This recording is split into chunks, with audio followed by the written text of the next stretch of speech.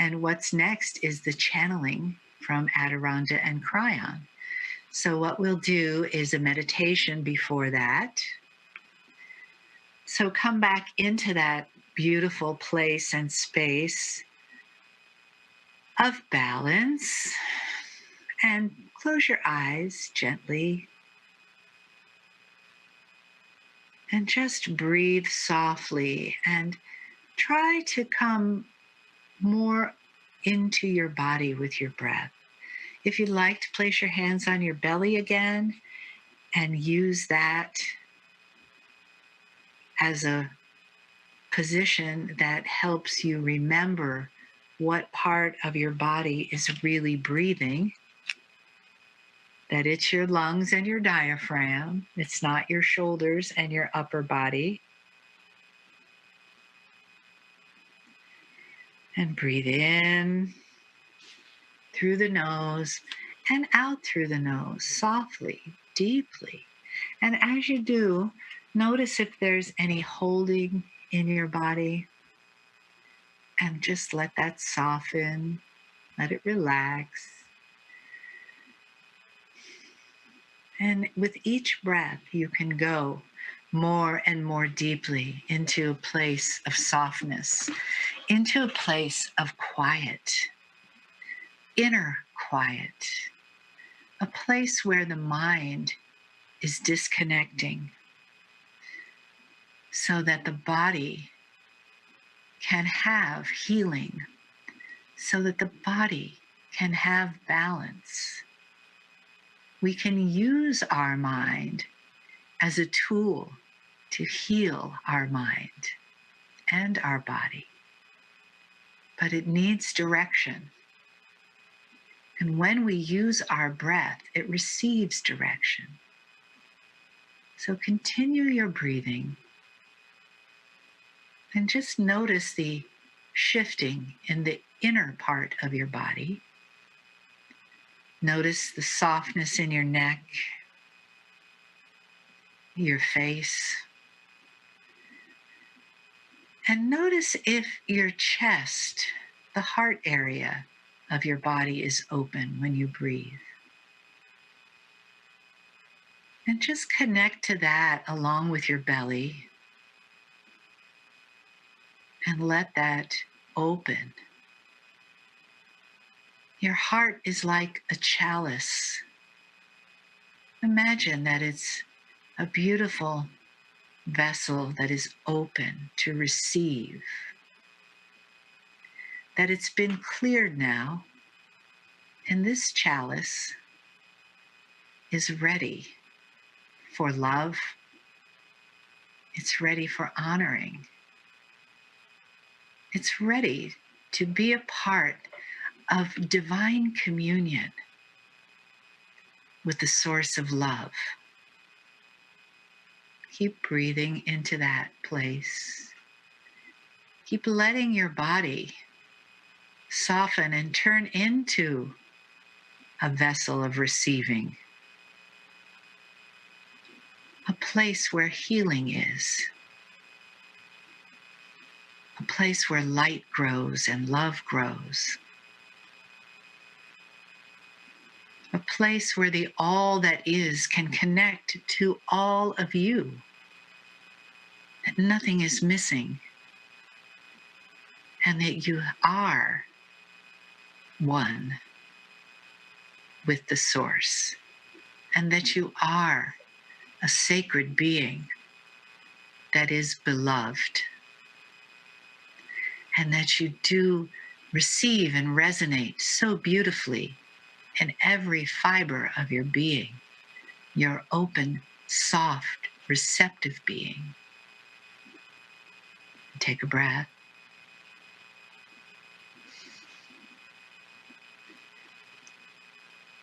And receive the beautiful honoring messages of Adirondda and Kryon.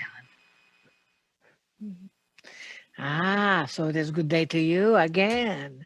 Very nice to see you, your radiance, your energy, your light, your divine presence, dearest beings of light.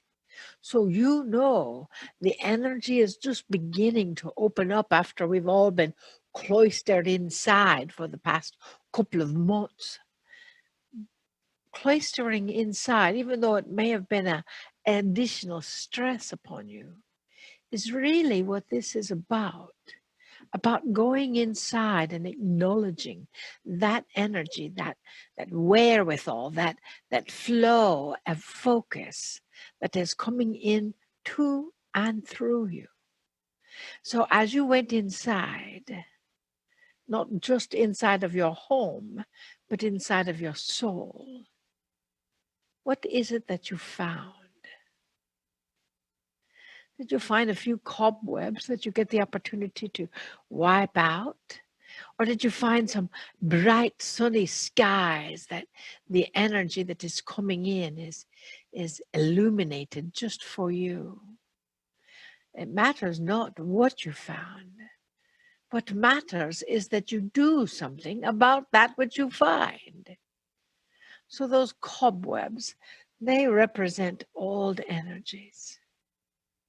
Those cobwebs, they represent old things, old patterns, old programs, old existences that get the opportunity to be healed and released. And as they get the opportunity to be healed and released, we ask you, each of you, that we see in this virtual reality, which we love, to place your hand on your heart. Now, yes, that is what we mean. And just breathe into your own soul and see if you can visualize or accommodate or actualize what that feels like.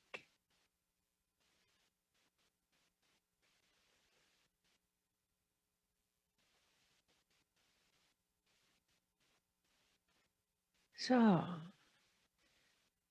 if it feels light and airy and open and receptive to the love of the universe, breathe into that.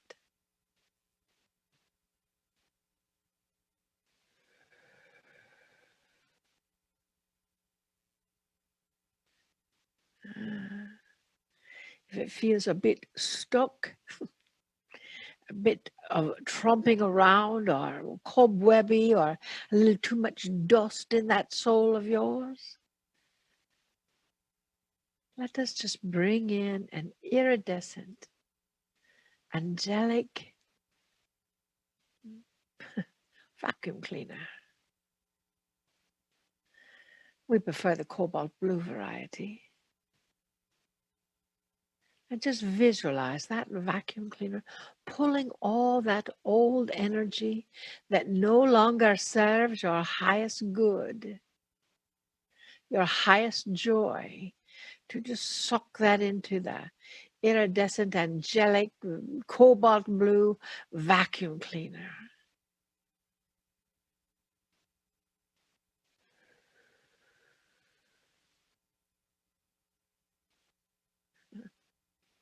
We hear some of you saying, how can that be possible? How can that be so easy? How can you just suck all that old stuff up and have it be done? We are thankful that you asked that question. Everything is possible. You see, in this new paradigm, in this new energy, as our dear friend Kryon has said, the new human, in that focus, you have the frequency and the illuminated cause of everything being possible. So why not? If a person can take and place their hands on another person, and that second person then starts aligning in their physical body, like holographic healing does, our Vessel Marilyn teaches, or unified healing field, Dr. Joan Ryan teaches, or any host of others. Why can't you put your hand on your heart, reach in and touch your soul, and sweep away all those old programs that no longer serve? The old feeling of I'm not enough, the old thing of guilt or shame or fear that you're going to make a mistake, so that it keeps you frozen in time. That iridescent angelic cobalt blue vacuum cleaner might be just the thing for your soul. You see, in this new frequency, your intention is everything. In this frequency that you are creating right here, right now, everything is possible. That is why you have gone inside for the past 2 months. And many of you are still inside. And that is fine.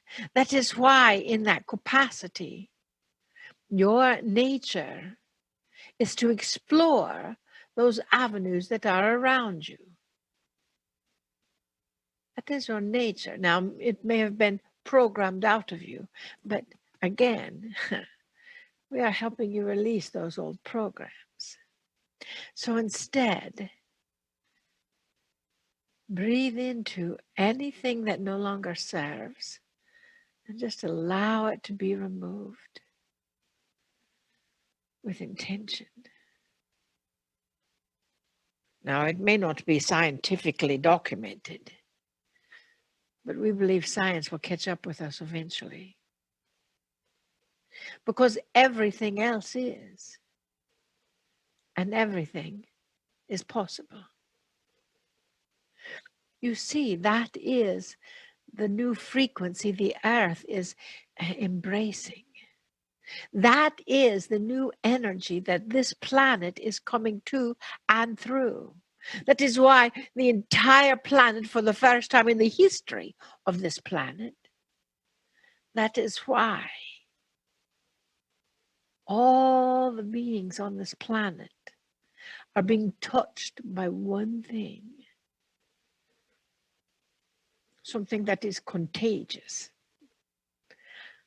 How about if we touch all the beings on this planet with that contagious love? Breathe into that intention. Everything is possible. For all the beings on this planet, that when they pat their heart or straighten their clothes, or if they don't have clothes, pat their chest,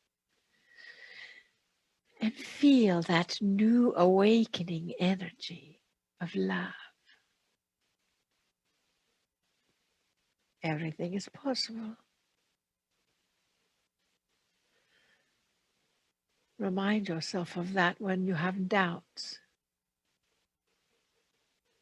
Remind yourself of that when you think, oh, how am I ever going to make all of this time off up? How am I ever going to do things in new ways? Take a deep breath. Bring yourself present. And then remind yourself, everything is possible. Dearest beings of light, everything is possible. We love you so much. We wish to reach through this virtual reality and hold your heart, hold your face, hold your hands.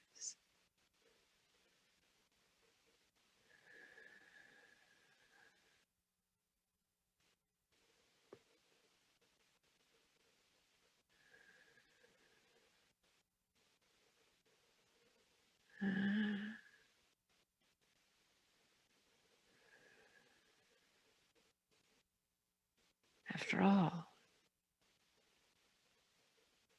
as you feel this, you know. Breathe into it.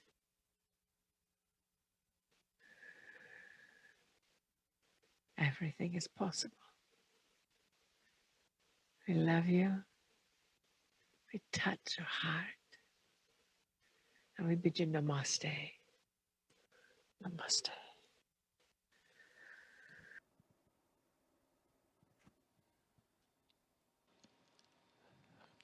Greetings, dear ones. I'm Kryon of Magnetic Service.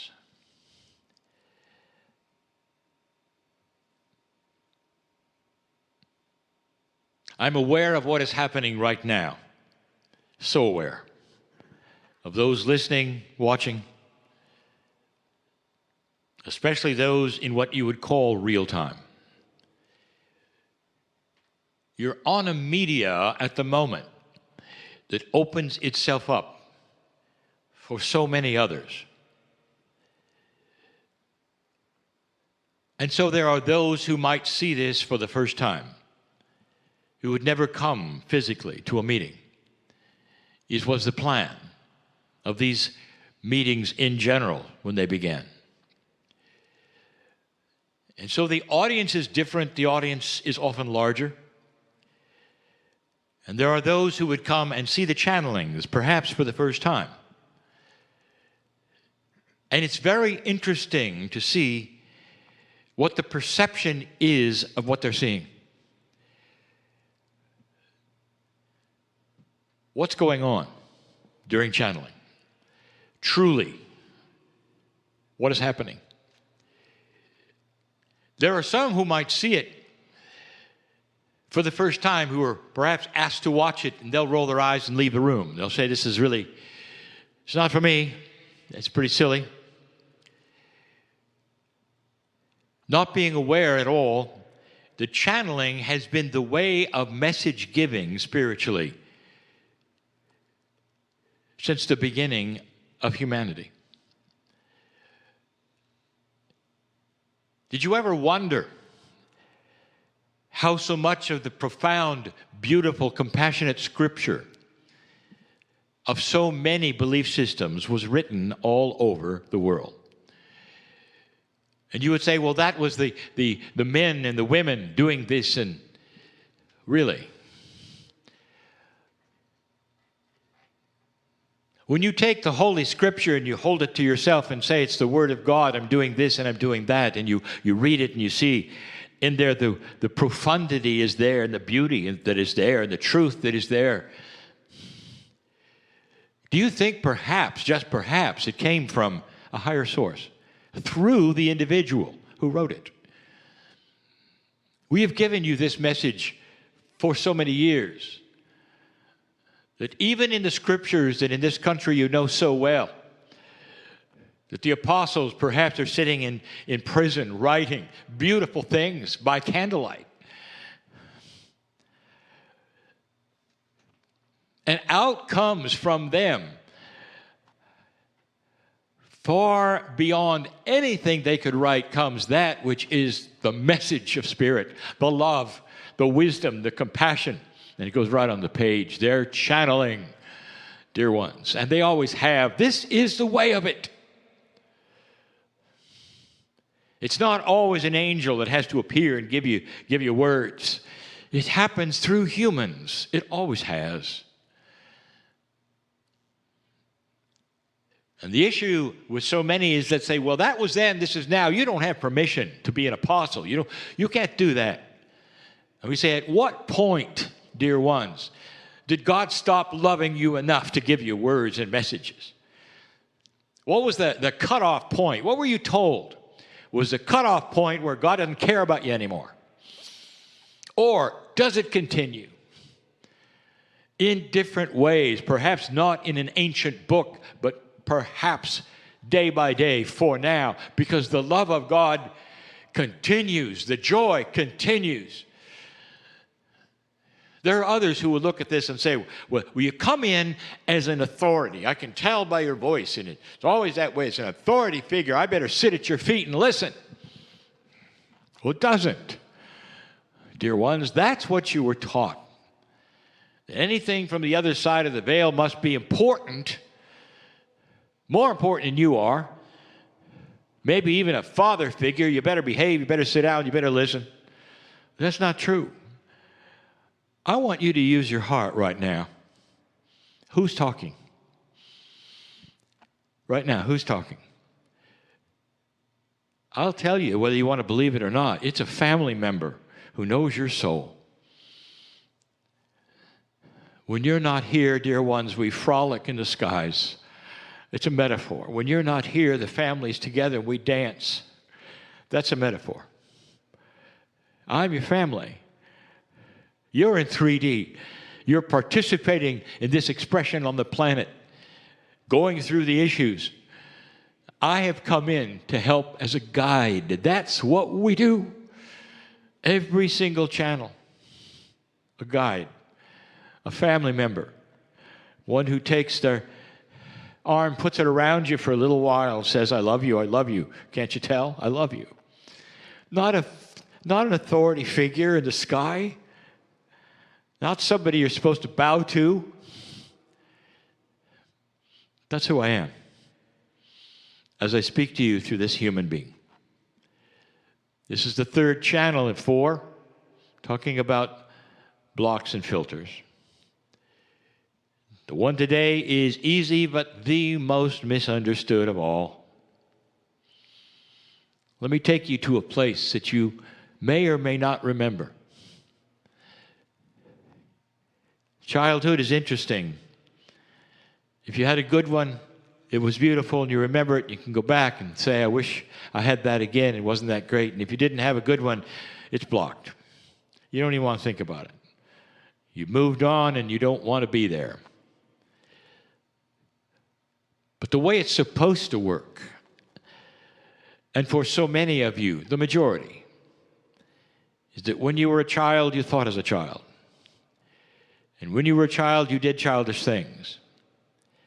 And those childish things were to dance when you wanted to dance, and to laugh when you wanted to laugh, and to giggle when no one's around.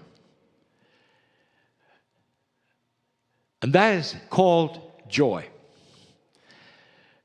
You see children playing together as though there wasn't a care in the world. And as you look at that, sometimes, well, I'm glad I'm adult, I'm carrying the burdens. I'm not going to share it with them, they're too young. Let them play. And if you think that way, you're probably right not to share it. But who told you when you grew up you had to carry the burdens of the world? And you would say, well, that comes with responsibility. They don't have mortgages, they don't have jobs, but they don't have to worry about the things that I'm worried about. Now, it's nice to have them play. I want to tell you something, dear ones. That child still exists, the one that can play in times of turmoil, and it's called the inner child. Now, the inner child is either there or it is not. It's pretty obvious.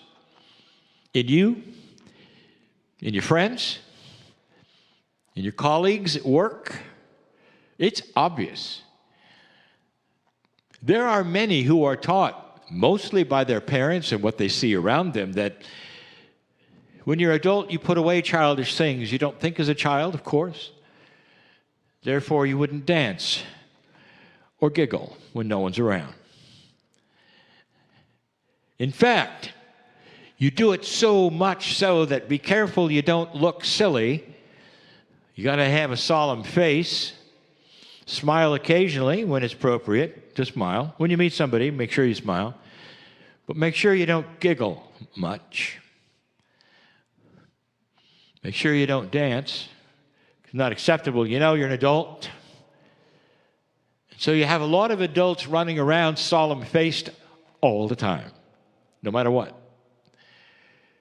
They may laugh when they see a film or something that is a comedy or something tickles them that is outside of their own purview of their personality, but then they clam up again with solemn face. The block, I want to tell you, is the absence of joy.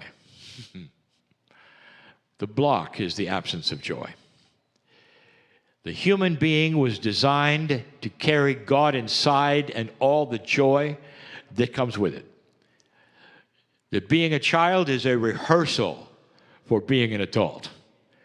You take on responsibility, and the thing that tempers you and keeps you balanced, the thing that makes sense in your life when you have the things to think about you are now, the things that you would count on is that balance of the inner child, the one that'll dance when it wants to, even during a pandemic.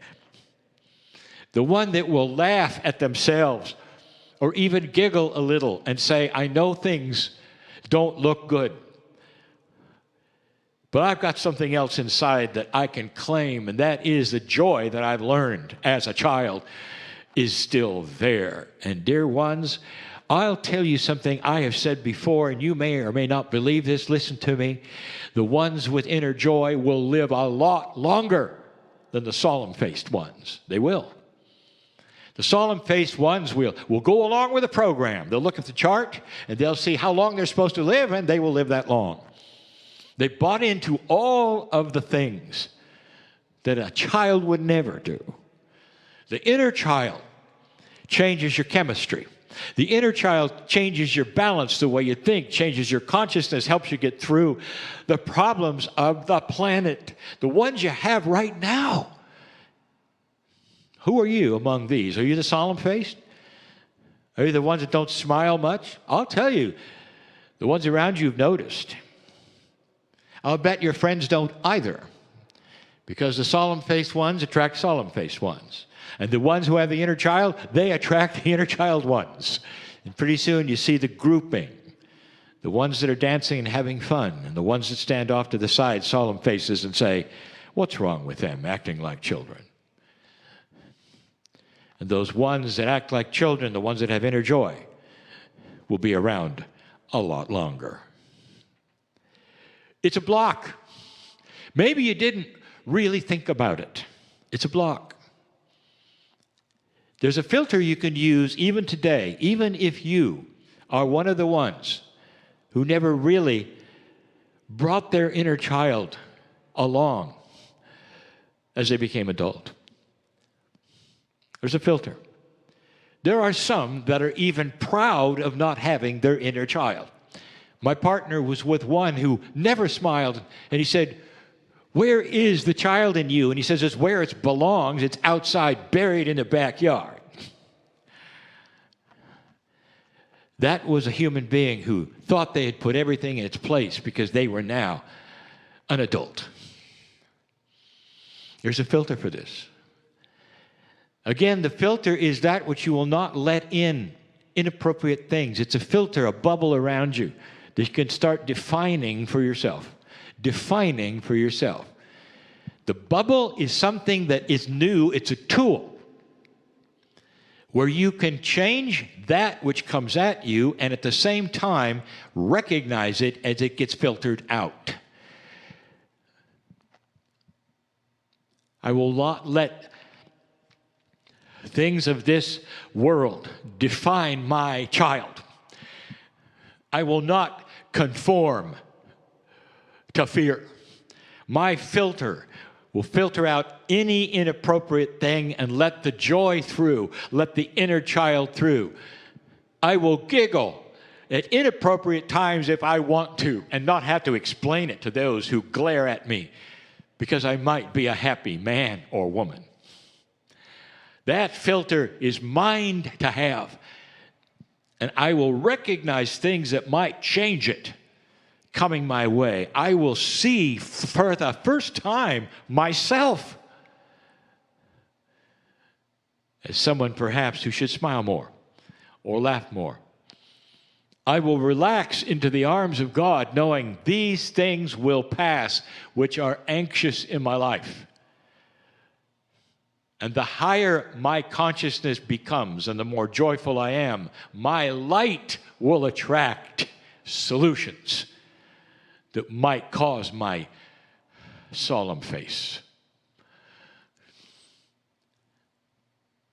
You're in an energy where what you are and what you do attracts like things. We have said this so often. Adironda has told you this so often. When you expect trouble, trouble knocks at your door. When you expect light, light knocks at your door. This is you in control of energies you didn't think you could control. This is number 3. So hard to describe to those who don't have it and want it so much. Take that inner child. Remember, if you can, what it was like to have no worries. And paste that upon yourself for a little while, and you'll live longer, dear ones. And you'll attract those who want what you have. I'll be back. And so it is.